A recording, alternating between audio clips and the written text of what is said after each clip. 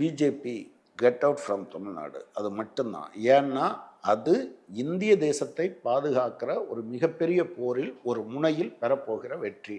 அதுக்காக திமுகவோட சகிச்சிட்டு இருக்கும் அப்படின்னு புரிஞ்சுக்கலாமா? திமுக அதைத்தான் நான் சொல்கிறேன். திமுக தான் எங்களை சகிச்சுக்கிட்டு இருக்க வேண்டியிருக்கு. ஒரு 2 பேர் உட்கார்ந்துக்கிட்டு நீங்கள் வந்து வேலை நேரத்தை இப்படி பண்ணணும் அப்படின்னு சொன்னால் நான் அதை மாற்றி அமைக்கிறேன். நீங்கள் ஒன்றுக்கு மேற்பட்டோர் சேர்ந்தாலே சகிப்புத்தன்மை அல்லது நீங்கள் அதுக்கு என்ன பேர் வேணாலும் வச்சுக்கோங்க. You have to adjust. ஒன்றுக்கும் மேற்பட்ட 2 பேர் குடும்பத்தில் சகிப்புத்தன்மையே கணவன் மனைவி அப்பா பிள்ளை அம்மா பையன் சகிப்புத்தன்மை இல்லாமல் இருப்பீங்களா? வாய்ப்பே இல்லை.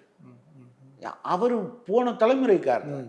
அறுவை சிகிச்சையில் கத்தி என்பது வரலாறு, ரோபோட்டிக் சர்ஜரி என்பது இன்றைய கூறு. தங்கம் புற்றுநோய் சிகிச்சை மையம், நாமக்கல் மற்றும் கான்பூர்.